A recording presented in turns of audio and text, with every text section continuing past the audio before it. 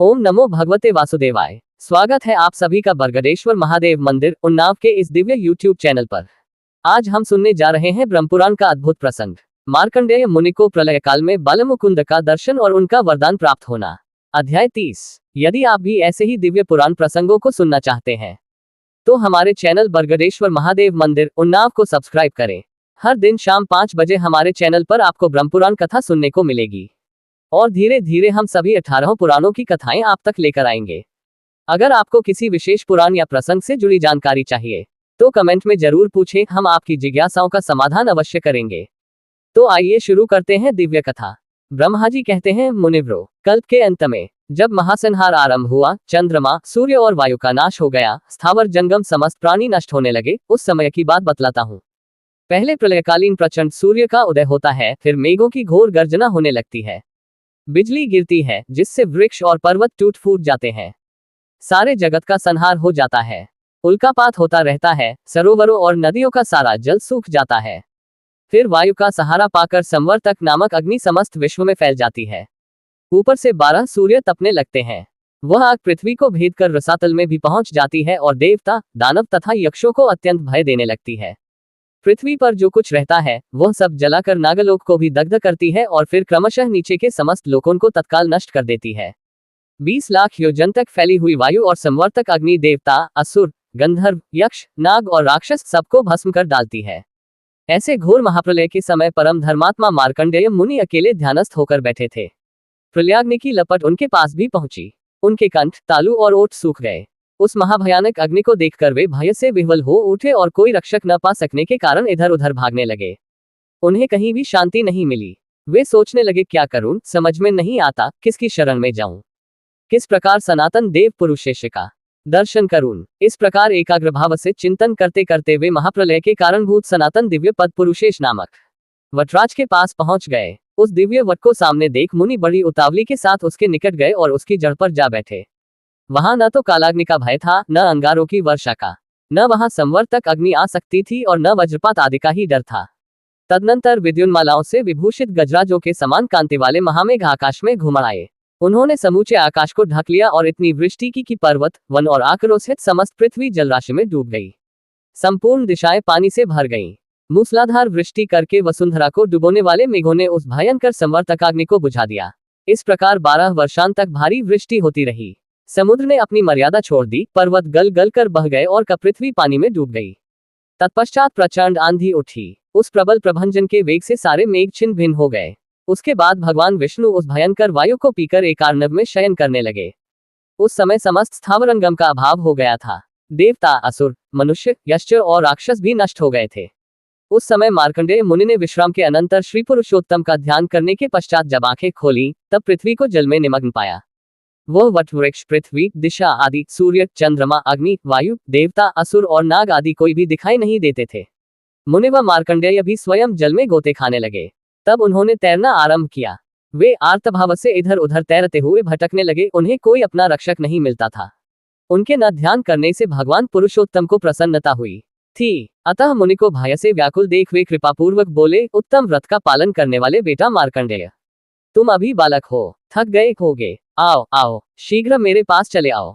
अब तुम्हें डरने की आवश्यकता नहीं है, मेरे सामने आ गए हो। भगवान की यह बात सुनकर मुनि चिंता में निमग्न हो गए। सोचने लगे, क्या मैंने स्वप्न देखा है अथवा मुझ पर यह मोह छा गया है।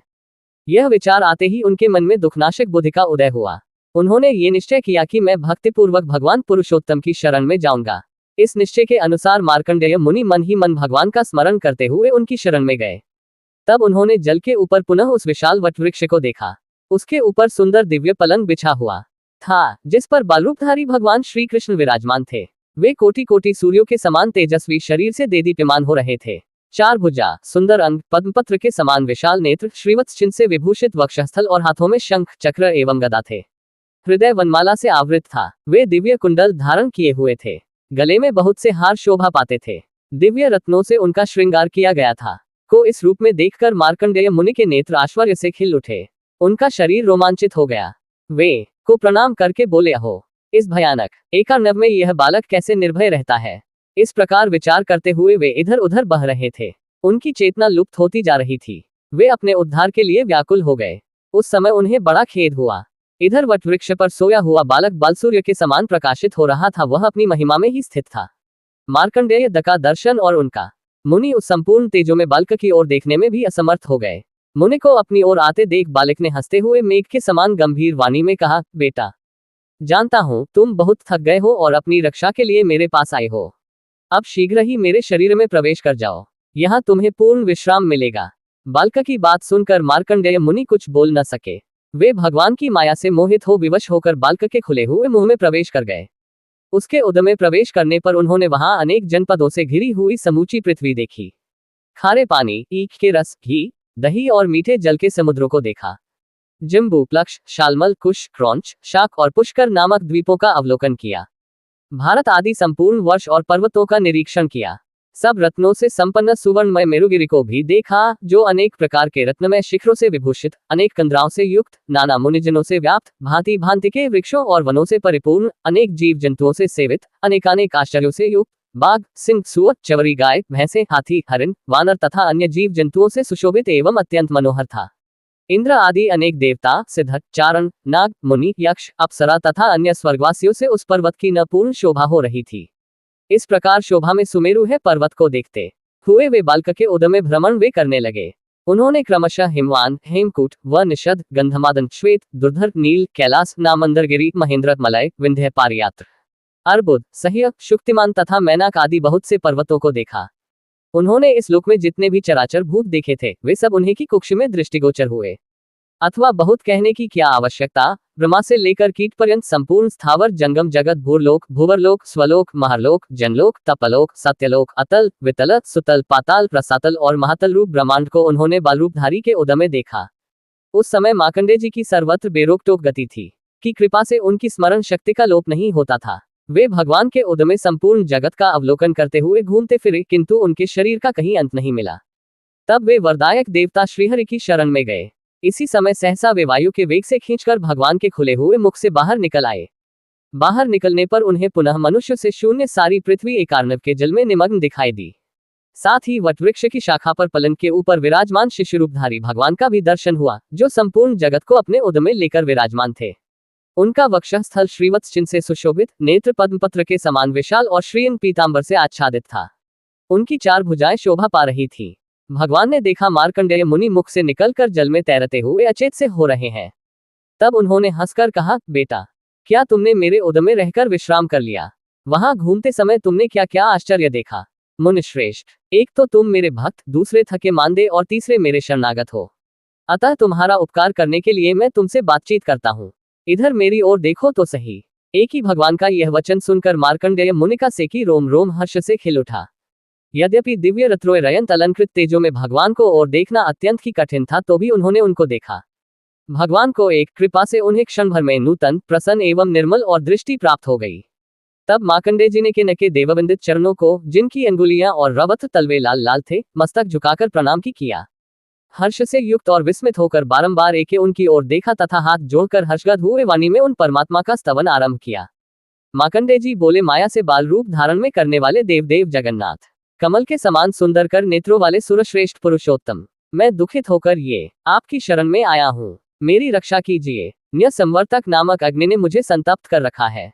ये मैं अंगारों की वर्षा से भयभीत हो रहा हूँ, मेरा उद्धार कीजिए। देवेश, पुरुषोत्तम, मैंने आपके न उदय में चराचर जगत का अवलोकन किया है, इससे मुझे बड़ा विस्मय हुआ है। मैं विषादग्रस्त से तो हूँ ही, मेरी रक्षा कीजिए। पुरुषोत्तम, इस अवलंब शून्य संसार में आपके सिवा दूसरा कोई सहारा देने वाला नहीं है।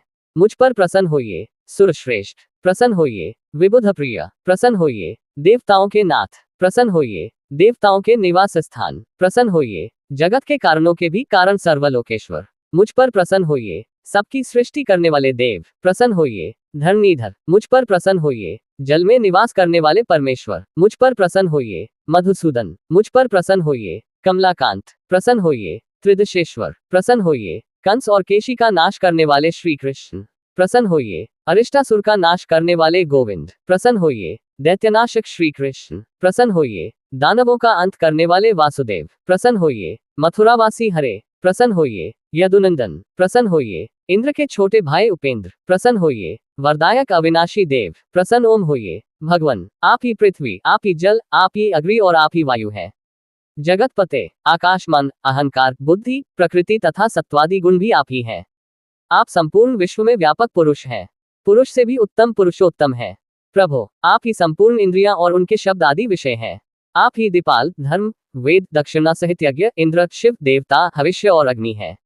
वसु, रुद्र, आदित्य और ग्रह भी आपके ही स्वरूप हैं और जितनी भी जातियां हैं, जो कुछ भी जीव नामधारी पदार्थ है, वह सब आप ही हैं। अधिक कहने की क्या आवश्यकता, ब्रह्मा से लेकर तिनके तक जो कुछ भी भूत, भविष्य और वर्तमान चराचर जगत है, वह आप ही हैं। देव, आपका जो परम स्वरूप है, वह कूटस्थ, अचल एवं ध्रुव है। उसे ब्रह्मा आदि देवता भी नहीं जान पाते। फिर हम जैसे छोटी बुद्धि वाले मनुष्य कैसे उसका तत्व समझ सकते हैं। भगवान, आप शुद्ध स्वभाव, नित्य, प्रकृति से परे, अव्यक्त, शाश्वत, अनंत एवं सर्वव्यापी महेश्वर हैं। आप ही आकाश स्वरूप, परम शांत, अजन्मा, व्यापक एवं अविनाशी हैं। इस प्रकार आपके निर्गुण एवं निरंजन, माया रहित शुद्ध रूप की स्तुति कौन कर सकता है। देव, अविनाशी देव देवेश्वर, मैंने जो विकल एवं अल्पज्ञान होने के कारण आपके स्तवन की दृष्टता की है, उसे आप क्षमा करने की कृपा करें। मार्कंडेय के इस प्रकार स्तुति करने पर भगवान बहुत प्रसन्न हुए और मेघ के समान गंभीर वाणी में बोले, मुनिश्रेष्ठ, तुम्हारे मन में जो अभिलाषा हो उसे कहो। ब्रह्मर्षि, तुम मुझसे जो कुछ चाहोगे वह सब तुम्हें दूंगा। मार्कंडेय जी बोले, देव, मैं आपको और आपकी माया को जानना चाहता हूँ। देवेश, आपकी कृपा से मेरी स्मरण शक्ति लुप्त नहीं हुई है। पुंडरीकाक्ष, आप अव्यय हैं, मैं आपके तत्व को समझना चाहता हूँ। इस संपूर्ण जगत को पीकर आप साक्षात परमेश्वर यहाँ बाल रूप से क्यों रहते हैं, ये सब बातें बताने की कृपा करें। मुनि के इस प्रकार पूछने पर परम कांतिमान देवाधिदेव श्रीहरि ने उन्हें सांत्वना देते हुए कहा, ब्राह्मण, देवता भी मुझे ठीक ठीक नहीं जानते, किंतु तुम पर प्रेम होने के कारण मैं अपना रहस्य बतलाऊंगा कि कैसे इस जगत की सृष्टि करता हूँ। ब्रह्मर्षि, तुम पितृभक्त हो और मेरी शरण में आए हो, इसीलिए तुम्हें मेरे स्वरूप का प्रत्यक्ष दर्शन हुआ है। तुम्हारा ब्रह्मचर्य महान है। पूर्व काल में मैंने जल को नारा नाम दिया था। उस नारा में मेरा सदा अयन निवास रहता है, इसलिए मैं नारायण कहलाता हूँ। द्विजोतम, मैं नारायण ही सबकी उत्पत्ति का कारण, सनातन, अविनाशी, संपूर्ण भूतों का सृष्टा और संहर्ता हूँ। मैं ही विष्णु, मैं ही ब्रह्मा और मैं ही देवराज इंद्र हूँ। यक्षराज कुबेर और प्रेतराज यम भी मैं ही हूँ। मैं ही शिव, चंद्रमा, प्रजापति, कश्यप, धाता, विधाता और यज्ञ हूँ। अग्नि मेरा मुख, पृथ्वी चरण, चंद्रमा और सूर्य नेत्र, द्युलोक मस्तक, आकाश और दिशाएं कान तथा जल स्वेद है। दिशाओं सहित आकाश मेरा शरीर और वायु मेरे मन में स्थित है। मैंने पर्याप्त दक्षिणा वाले अनेकों यज्ञों का अनुष्ठान किया है। पृथ्वी पर वेद के विद्वान देवयज्ञ में स्थित मुझ विष्णु का ही यजन करते हैं। स्वर्ग की इच्छा रखने वाले मुख्य मुख्य क्षत्रिय और वैश्य भी यज्ञ के द्वारा मेरी आराधना करते हैं। मैं ही शेषनाग होकर चारों ओर के समुद्रों और मेरु पर्वत सहित समस्त पृथ्वी को अकेला ही धारण करता हूँ। पूर्व काल में वाराह रूप धारण करके मैंने ही जल में डूबी हुई इस पृथ्वी का अपनी शक्ति से उद्धार किया था। द्विज श्रेष्ठ, मैं ही बड़वानल होकर समुद्र का जल पीता और मेघ रूप से उसकी वर्षा करता हूँ। ब्राह्मण मेरा मुख, क्षत्रिय मेरी भुजाएं, वैश्य जांघ और शूद्र चरण है। ऋग्वेद, यजुर्वेद, सामवेद और अथर्ववेद मुझसे ही प्रकट होते और फिर मुझ में ही प्रवेश कर जाते हैं। ज्ञानपरायण सन्यासी, संयमशील, जिज्ञासु तथा काम, क्रोध एवं द्वेष से रहित, अनासक्त, निष्पाप, सत्वस्थ, अहंकार शून्य तथा अध्यात्म तत्व के ज्ञाता ब्राह्मण सदा मेरा ही चिंतन करते हुए उपासना करते हैं। मैं ही संवर्तक ज्योति, मैं ही संवर्तक अग्नि, मैं ही संवर्तक सूर्य और मैं ही संवर्तक वायु हूँ। आकाश में जो ये तारे दिखाई देते हैं, इन सबको मेरे ही रोमकूप समझो। रत्नों से भरे हुए समुद्र और चारों दिशाओं को मेरे ही स्वरूप जानो। मनुष्य जिस कर्म का अनुष्ठान करके कल्याण के भागी होते हैं, वह भी मेरा ही स्वरूप है। सत्य, दान, उग्र तपस्या और अहिंसा ये मेरे बनाए हुए विधान के अनुसार ही विहित माने जाते हैं और मेरे ही स्वरूप में इनकी स्थिति है। जिनकी ज्ञान शक्ति मेरे द्वारा अभिभूत हो जाती है, वे इच्छानुसार चेष्टा नहीं कर पाते। वेदों का सम्मा स्वाध्याय करके भांति भांति के यज्ञों द्वारा वजन करने वाले शांतचित एवं क्रोध पर विजय पाने वाले ब्राह्मण मुझे प्राप्त करते हैं। पापाचारी, लोभी, कृपण, अनार्य तथा मन को वश में न रखने वाले मनुष्यों को मैं कभी नहीं मिल सकता। जिनके अंतःकरण शुद्ध है, उन्हें प्राप्त होने वाला महान फल मुझे ही समझो। कुयोग सेवी मूढ़ मनुष्यों के लिए मैं अत्यंत दुर्लभ हूँ। संत शिरोमणे, जब जब धर्म की हानि और अधर्म का उत्थान होता है, तब तब मैं अपने को प्रकट करता हूँ। तारांकन, हिंसाप्रायण दैत्य तथा भयंकर राक्षस, जो बड़े बड़े देवताओं के लिए भी अवध्य हैं, जब इस संसार में जन्म लेते हैं, तब मैं पुण्यात्मा पुरुषों के घरों में अवतार लेता हूँ। मनुष्य देह में प्रवेश करके समस्त बाधाओं का शमन करता हूँ। देवता, मनुष्य, गंधर्व, नाग तथा राक्षसों और स्थावर भूतों की अपनी माया से सृष्टि करके मैं पुनः उनका संहार करता हूँ। फिर कर्मकाल में उनके योग्य शरीर का विचार करके सृष्टि करता हूँ। मेरा स्वरूपभूत धर्म सत्ययुग में श्वेत रहता है, त्रेता में श्याम होता है, द्वापर आने पर लाल हो जाता है और कलयुग में काला पड़ जाता है। प्रलय काल आने पर मैं ही अत्यंत दारुण काल रूप हो अकेला ही समस्त त्रिलोकी का नाश करता हूँ। उत्पत्ति, पालन और संहार ये 3 मेरे ही धर्म है। मैं संपूर्ण विश्व का आत्मा और सब लोगों को सुख पहुंचाने वाला हूँ। मेरा किसी से पार्थक्य नहीं है। मैं सर्वव्यापी, अनंत और इंद्रियों का नियंता हूँ। मेरे डग बहुत बड़े हैं। मैं अकेला ही काल चक्र का संचालन करता हूँ। जो ब्रह्म का रूप है वह मेरा ही है। वही संपूर्ण भूतों को शांति देने वाला है। उसका उद्यम संपूर्ण भूतों के हित के लिए ही होता है। मुनिश्रेष्ठ, इस प्रकार मेरा आत्मा संपूर्ण भूतों में सन्निहित है, फिर भी मुझे कोई नहीं जानता। भक्तगण सब लोकों में सर्वथा मेरा पूजन करते हैं। ब्राह्मण, मुझमें तुमने जो कुछ भी क्लेश का अनुभव किया है वह सब तुम्हारे सुख के उदय और कल्याण की प्राप्ति का कारण है। तुमने लोक में स्थावर जंगम रूप जो कुछ भी देखा है वह सब संपूर्ण भूतों को उत्पन्न करने वाला मेरा आत्मा ही है, जिसे मैंने उस रूप में प्रकट किया है। मैं ही शंख, चक्र और गदा धारण करने वाला नारायण हूँ। जब तक 1000 महायुगों का समय नहीं बीत जाता तब तक संपूर्ण विश्व को मोहित करके यहाँ जल में शयन करता हूँ। मुनिश्रेष्ठ, जब तक ब्रह्मा सोकर उठ नहीं जाते तब तक मैं हर समय यहाँ शिशु रूप में निवास करता हूँ। विप्रेंद्र, मुझ ब्रह्मरूपी परमात्मा ने अनेक बार संतुष्ट होकर तुम्हें वरदान दिया है। समस्त चराचर जगत का नाश होकर सब कुछ एकार्णव में मग्न हो जाने पर तुम मेरी ही आज्ञा से यहाँ आ निकले हो। फिर जब मेरे शरीर के भीतर प्रविष्ट हुए हो तब मैंने तुम्हें संपूर्ण जगत का अवलोकन कराया है। वहां संपूर्ण लोकों को देखकर तुम विस्मय में पड़ गए और मुझे समझ नहीं पाए। तब तुरंत ही मैंने तुम्हें अपने मुख से बाहर निकाल दिया और जो देवता और असुरों के लिए दुर्जय है उस अपने आत्मतत्व का तुमसे वर्णन किया है। ब्रह्मर्षे, जब तक महत्पस्वी ब्रह्माजी जागते नहीं तब तक तुम यही निर्भय होकर सुखपूर्वक विचरो। उनके जागने के बाद मैं एकादर्शन और उनका अकेला ही समस्त भूतों और उनके शरीरों की सृष्टि करूंगा। इतना कहकर भगवान ने मुनि व मार्कंडेय जी से पूछा, मुने, तुमने जिस अभिप्राय से मेरी स्तुति की है उसे कहो, मैं तुम्हें शीघ्र ही उत्तम वरदान दूंगा। का ये कल्याणमय वचन सुनकर मार्कंडेय मुनि सहसा उनके चरणों में गिर पड़े और इस प्रकार बोले, देवेश, मैंने आपके उत्कृष्ट स्वरूप का दर्शन किया, इससे मेरा सारा मोह दूर हो गया। नाथ, अब मैं आपकी कृपा से ये चाहता हूँ कि संपूर्ण लोकों के हित, भिन्न भिन्न भावनाओं की पूर्ति तथा शैव और वैष्णवों के विवाद निवारण के लिए मैं इस परम उत्तम पवित्र पुरुषोत्तम तीर्थ में भगवान शिव का बहुत बड़ा मंदिर बनवाऊं और उसमें शंकर जी की प्रतिष्ठा करूं। इससे संसार के लोग ये जान लेंगे कि विष्णु और शिव एक रूप ही है। ये सुनकर भगवान जगन्नाथ ने पुनः महामुनि मार्कंडेय जी से कहा, ब्राह्मण, तुम मेरी आज्ञा से शीघ्र ही एक मंदिर बनवाओ और उसमें नाना भावों की पूर्ति एवं आराधना के लिए परम कारणभूत भुवनेश्वर लिंग की स्थापना करो। उनके प्रभाव से तुम्हारा भगवान शिव के लोक में अक्षय निवास होगा। शिव की स्थापना करने पर मेरी ही स्थापना होती है। हम दोनों में तनिक भी अंतर नहीं है। हम एक ही तत्व 2 रूप में व्यक्त हुए हैं। जो रुद्र है वही विष्णु है, जो विष्णु है वही महादेव है।